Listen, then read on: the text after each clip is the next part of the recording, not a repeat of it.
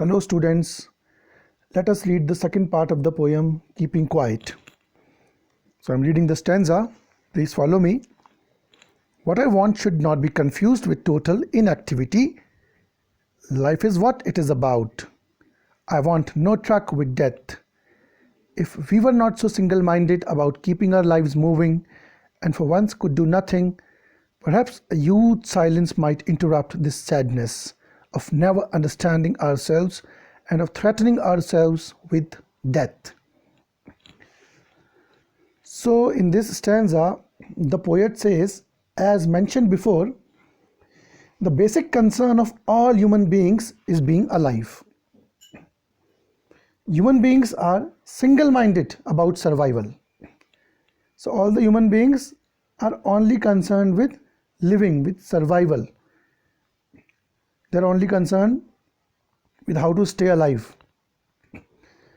And human beings are in a mad rush to finish their life and accomplish all their varied targets. Somehow or the other, they want to just go through life and accomplish all their goals without introspecting, without contemplating, without pondering about all the things which are happening around them, without pondering about the actual purpose of their existence, the goal of their life. They are not bothered. They are just blindly running a rat race to finish their goals, just to spend the time, without ever realizing the importance of all those things which they are doing, without ever realizing the significance of all the achievements which they are attaining after such a hard labor. In the end, everything is void. They are not getting anything. They are not taking anything with them. But in the process of getting that object or goal, they are just disturbing the nature. They are overusing the resources of nature. They are exploiting everything around them for their selfish purpose. And in fact, they are not able to cherish or enjoy the fruits of their hard labor. Ultimately, all of them are under the grip of harsh death.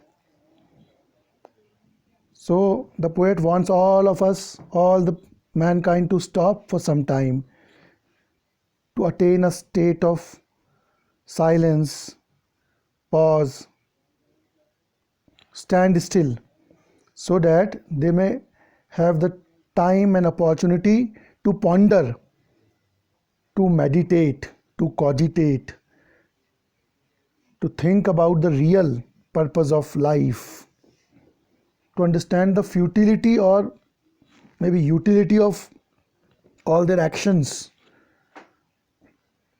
So if people could slow down for once and do nothing, the massive silence will intrude the despair of never appreciating or recognizing ourselves. So अगर लोग रुक जाएंगे थोड़ी देर के लिए, शांत हो जाएंगे, अपनी उस रैट रेस से, अपने उस हसल बसल से थोड़ी देर के लिए साइलेंस में आएंगे, तो वो समझ पाएंगे, उस साइलेंस में वो अपने अंदर झांक पाएंगे, अपनी रियल पर्पस को समझ पाएंगे और ये समझ पाएंगे कि ये सारी भाग दौड़, ये सारा हसल बसल, ये किस लिए है, इसका क्या ऑब्जेक्टिव है, क्यों इतना हम नुकसान दे के, इतना सेल्फिश बन के, इतना रिसोर्सेज को एक्सप्लॉइट करके इस गोल को पा रहे हैं, और इस गोल का यूज़ क्या है। अल्टीमेटली तो सब मर जाएंगे, सब डेथ की चपेट में आ जाएंगे, और तो कोई भी जो ये रैट रेस है, इसका कोई ट्रू सिग्निफिकेंस नहीं है, कोई पर्पस नहीं है, जैसे हम आजकल भी देख सकते हैं। In the prevailing times we are actually realizing the true significance of the things around us. Actually, nature wants us to be like this, which we are having these days, the condition which we are having these days. Nature wants us to be like this. So when we look around all, we see an extremely pathetic condition wherein people are only concerned or afraid of dying and never of understanding themselves. So death is a threat to many of us, because it means that we will not be able to fulfill all the targets that we set. We will not be able to accomplish the tasks of survival in peace. So death is like a threat to all of us. And one thing that I would like to highlight is, although the prevailing times of corona pandemic are disastrous, catastrophic, but there is one advantage, there is one merit of all these things. In some subtle ways, the earth is actually regaining its glamour, its beauty. Earth is actually healing itself. Earlier, due to human and industrial activities, earth was so polluted, so overpopulated. There were so many problems which the mother earth were facing. There was ozone layer depletion, global warming, overexploitation of resources, overconsumption, deforestation, mining, overgrazing, fishing, and so many n number of problems. The mother earth was suffering so much. But now the nature has taken a stand. Nature is trying to heal itself. So due to overexploitation of nature, now the nature is giving reaction. Now nature is taking its space. It is healing itself. And very soon, in due course of time, we will find that earth will be much improved. When this pandemic will be over, we will find a new face of earth. The earth will be totally healed, it will be cured, it will be recuperated of the illness given to it by indiscriminate overexploitation by human beings. So we must realize, Mother Earth is not only our property. It is created by Almighty, by an invisible intelligence, you may say. It is created for all the living beings present on this planet. Insects, birds, beasts, trees, plants, humans. So everybody has equal rights on this planet Earth. And we are totally under the control of strict laws of nature. We should never ever assume that we are free. We may notice that nature is working so systematically. Sun is rising on time, moon is rising on time, seasons are changing so systematically, flowers are coming, fruits are coming, so much sweetness is being put on those fruits. Somebody is controlling the nature. And we can also see that the various functions which are taking place in our body, our breathing, our digestion, our blood circulation, we are not doing all those things. Nature is controlling all those things. We are under the stringent and strict and very, very disciplined laws of nature. So if I ask you, can you control your heartbeats, or can you control your breathing, can you regulate it? You are helpless, because we are totally under the control of the superior intelligence of nature. So one must never assume that we can one day supersede or dominate the nature. Nature will always remain more powerful than us. We should respect nature. We should be in harmony with the laws of nature. We should work in total concordance, total coordination with the will of nature. If we go against it, we'll have to face reactions. We'll have to face the consequences and repercussions of our misdeeds or our misgivings. So we must take a lesson from the prevailing corona pandemic. It is a very profound lesson given to us by nature now. We must understand the importance and value of all life on this planet. And we should revere the powers of nature. हमें उस महान और शक्तिशाली nature की आगे झुकना होगा, surrender करना होगा, उसकी रेस्पेक्ट करनी होगी और उसके नियमों के अकॉर्डिंग ही चलना होगा. अगर हम नहीं चलेंगे तो we have to face the reactions. ठीक है, I come to the next paragraph.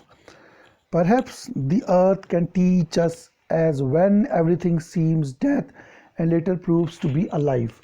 So these lines are possibly empathetic towards human beings, persuading them to take a lesson from nature. During winter, the earth is blanketed with a coat of ice, and it appears as though there is no life in the environment. Even the air in winter is very frigid and cold. But this, however, is not the end, and this does not last for long. Eventually, the earth gets itself refined of all these trivial discrepancies, counting them all as part of the rejuvenation process. Despite all natural disasters, all calamities, the earth continues its journey.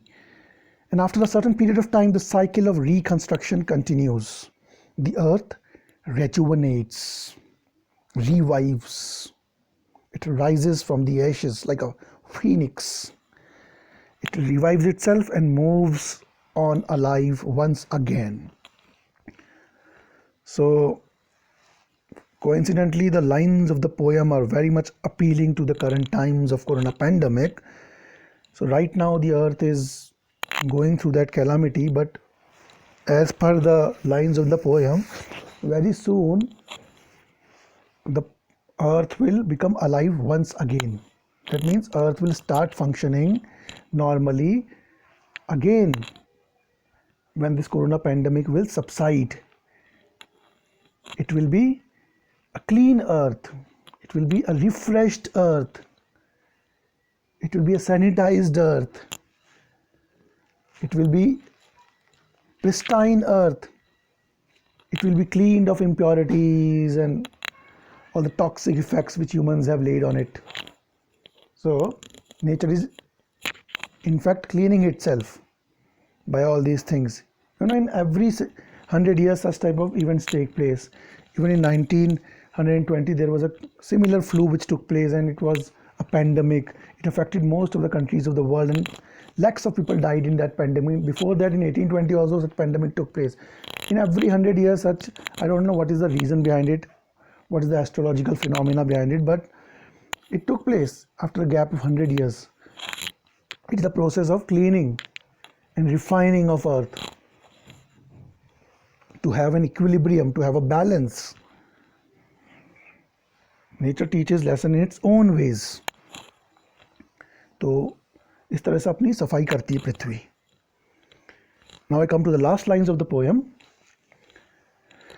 Now I'll count up to 12 and you keep quiet and I will go. So here poet is maintaining a third person viewpoint to the entire dilemma, and the poet leaves us on a train of thoughts. Now that he has passed on the message, his work is done and he quietly leaves the scene. The poet is telling us that I have told you, I have conveyed to you my message, and now it's your call to take my message and introspect and meditate and contemplate and stop for some time. But now my work is done and I am leaving everything on you and I am going. Thus, the poem, Keeping Quiet, emphasizes the necessity of quiet introspection and creating a feeling of understanding among human beings.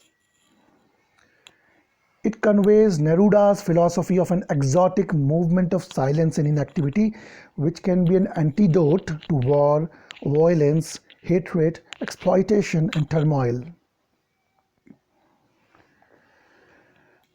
So, very meaningful lines have been spoken by the poet here, and very deeply the poet has gone into the psychology of all the people. He said that perhaps if the human beings pause for a while, they can appreciate their achievements and their lives would become more happier, more meaningful.